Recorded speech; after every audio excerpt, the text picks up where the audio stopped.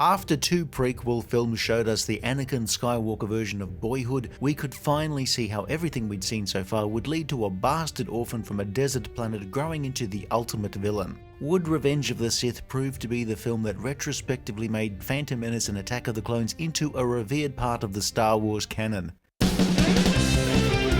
No, it wouldn't.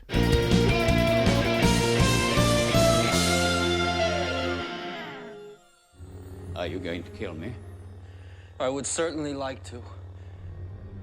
I know you would. 2005's Star Wars Episode 3 Revenge of the Sith starts off 3 years after the events of Attack of the Clones. The actual Clone War would be covered in 2 different animated series, both titled Clone Wars. Revenge of the Sith would show us the end of the Clone War and would attempt to wrap up every single thread that leads into the original trilogy, to the point where, as far as George Lucas was concerned, there was nothing that happened for 18 or so years. What? Well, things did happen, but like karmic retribution, that would come later.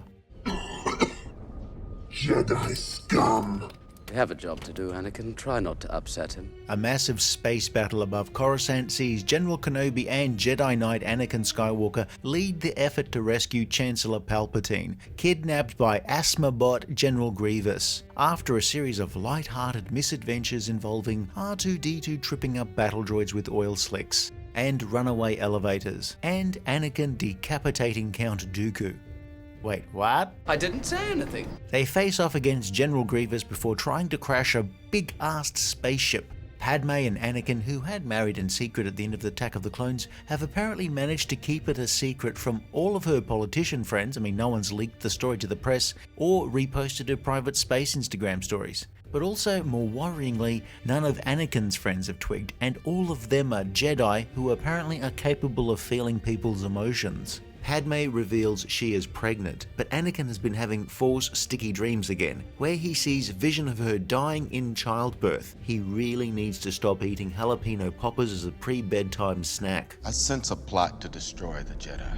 The Jedi are concerned that Palpatine may not give up his emergency powers once war is over, but after all of these years, they still haven't fully worked out the blindingly obvious that he's the Sith Lord who's orchestrated, well, everything. The Separatists invading Naboo, the clone army, Darth Maul, Count Dooku, and he's maybe even responsible for the birth of a child in a way that no DNA test can ever adequately prove. Palpatine, who's been a mentor to Anakin while at the same time manipulates him in various ways, has Anakin appointed to the Jedi Council against the wishes of the other Jedi. The council members are a bit put out at having busted their humps as Jedi Knights for years before joining the council, while queue-jumping Skywalker has cutsied his way into the job by ass-kissing.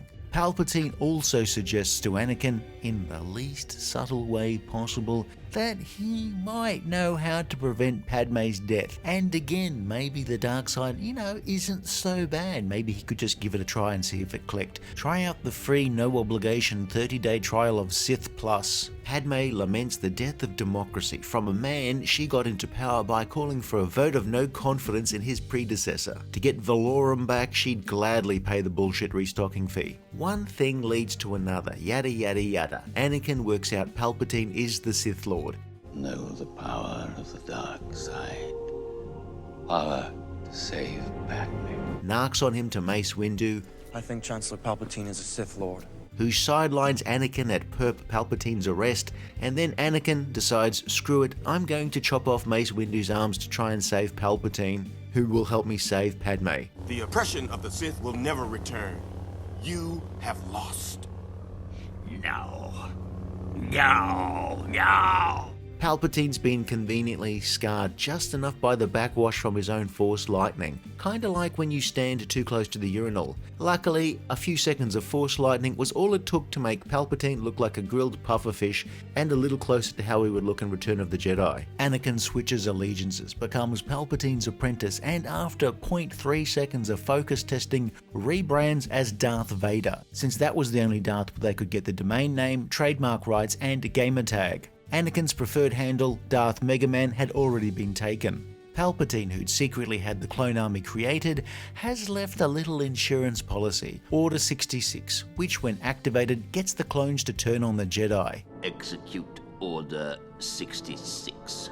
Anakin Vader kills all of the Jedi students and then sets off to deal with the Separatists, where he's followed by Padme and Obi Wan, who's stowed away in a cupboard, which is somewhat dangerous since the risk of deep vein thrombosis is high and the only toilet facilities in there is a paper cup. Anakin goes full nutsos, chokes Padme, and then goes on an extended lightsaber fight with Obi Wan, which is only sorted out by somebody getting the high ground. I have the high ground! Which is apparently really important. Obi-Wan amputates Anakin's legs, a move he calls a lower third, and then leaves his student, and a good friend, to burn. Anakin, wondering if he'll still at least get partial credit for the semester, waits for Daddy Palpatine to return and save him.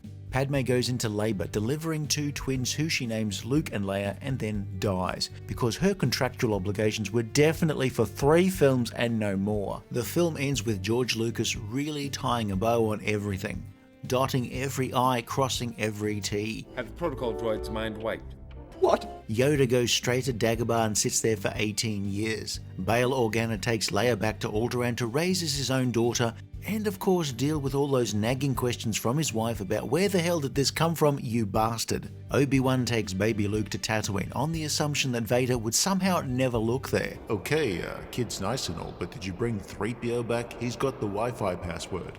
The way this film ends, Ben will go to his house and mostly stare at the wall for 18 years until he rescues Luke from the Tusken Raiders. Okay, so later on they gave Ben a new job working in an abattoir and sent him on a few missions where he once again could leave jobs unfinished. Obi Wan Kenobi. So is Revenge of the Sith good or bad? Now we're really picking up speed. Look, bits are great and bits are less great, but on balance this probably ends up as the best of the prequel trilogy. I said drop 'em. Roger. Which does sound like I'm damning it ever so slightly with faint praise, like asking which Lego you stepped on barefoot was least painful. Like the ones I used to have about my mother? George Lucas spent the first 2 films planting plot threads, most of which amount to Palpatine manipulating events. Ian McDiarmid had first given us a creepy wizened version of older Palpatine in Return of the Jedi, and then the younger versions of Palpatine in the first 2 prequel films, along with a sneak peek at Darth Sidious, who was basically just a hooded version of Palpatine that spoke in a slightly lower voice. Here, he's the actual main villain. Once more, the Sith will rule the galaxy. The audience knows where this is going, and Palpatine's attempts to twist Anakin are about as subtle as waving a steak at a dog and expecting it to sit still. Hayden Christensen is a little better than the previous film. How you react to him is how much you think it's based on his performance, Lucas's direction, or the script. I don't know what to say. Anakin isn't a simple character. He wants to do the right thing, but he really wants to save Padme, which leads him to do pretty much the wrong thing for a Jedi. Kill him. And only the wrong thing. He's not so much seduced as suckered into Sithing up. But we'd see time and time again how bratty and entitled Anakin was when he was really being honest. That's not to say his final conversion from Jedi wanting Sidious arrested to becoming Sidious's apprentice in one scene isn't whiplash-inducingly abrupt. It couldn't possibly be as bad as all that. It's very much like, no, I definitely won't join that pyramid scheme, but 10 minutes later your apartment is full of cases of off-brand energy drinks. Is it possible to learn this power? Not from a Jedi.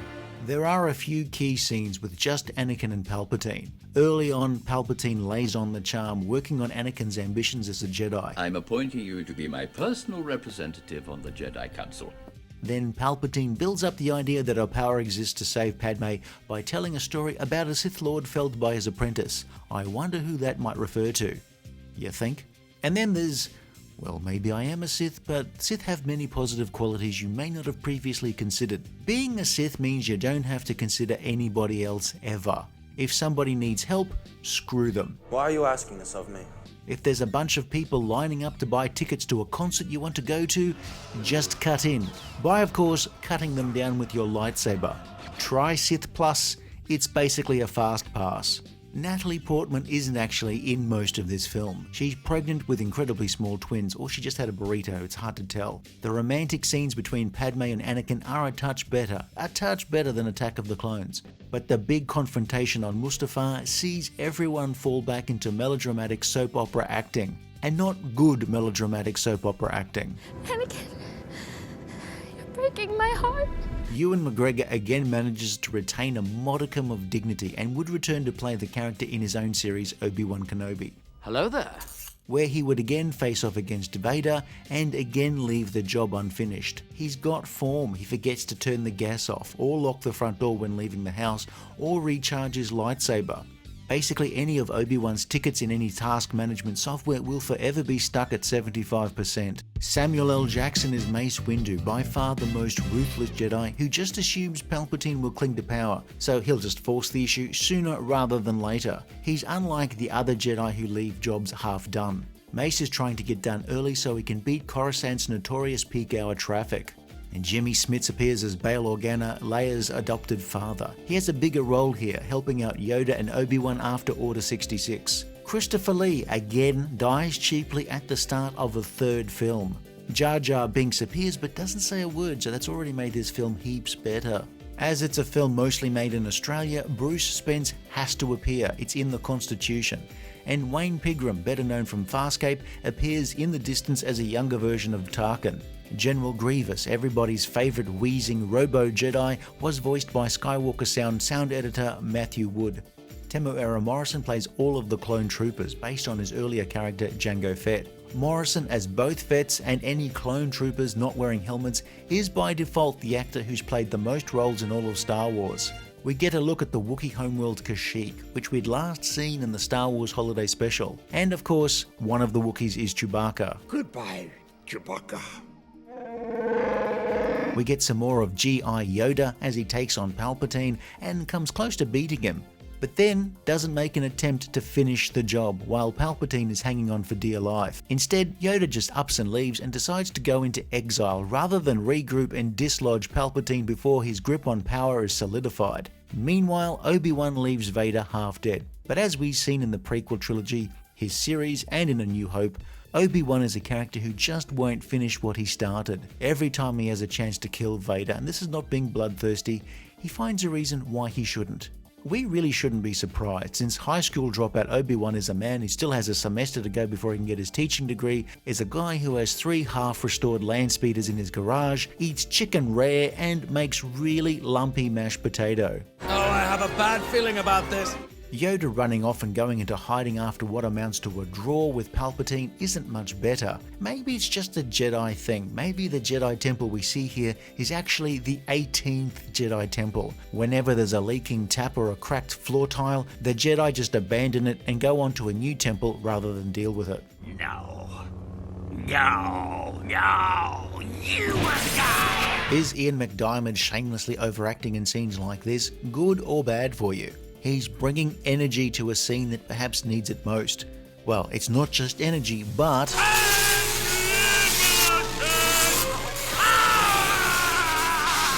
The entire prequel trilogy hinges on this scene of Palpatine throwing off the pretense of merely being a mild-mannered galactic chancellor with populist leanings and turning into a full-blown dictator.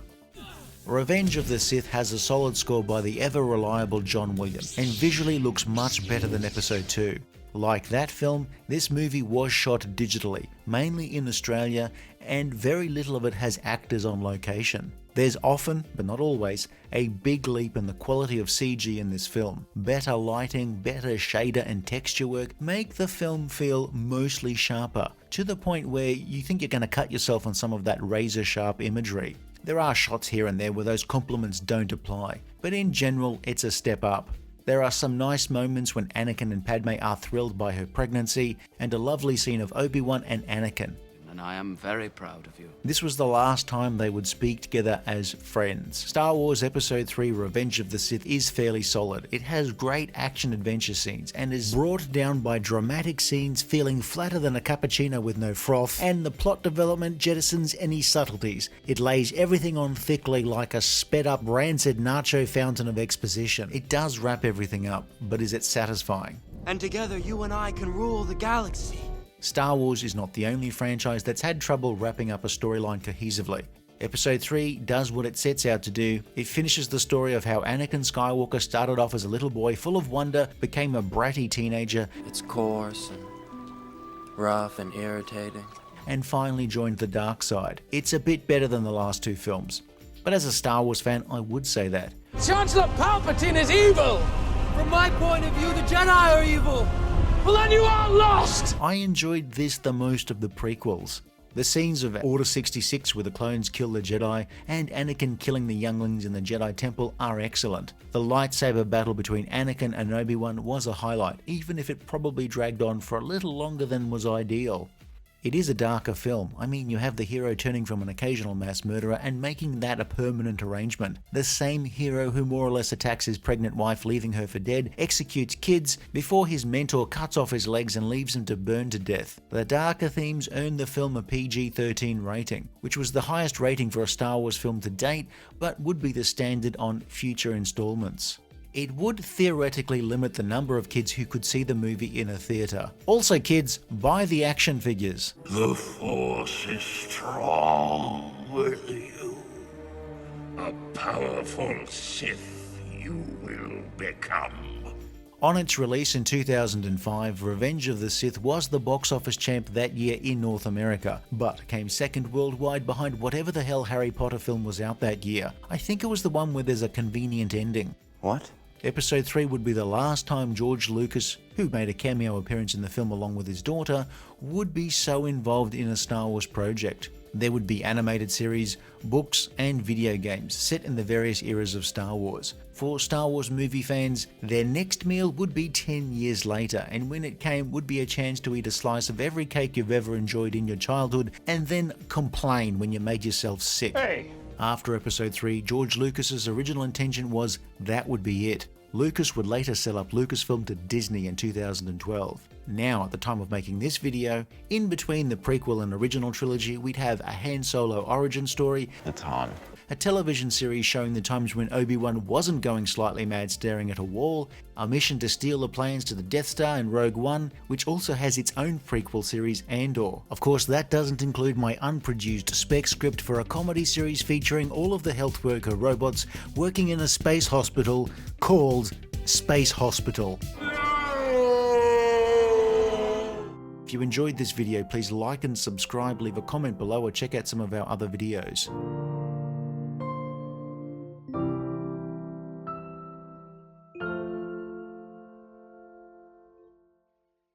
Wait a minute. How did this happen? We're smarter than this. Apparently not.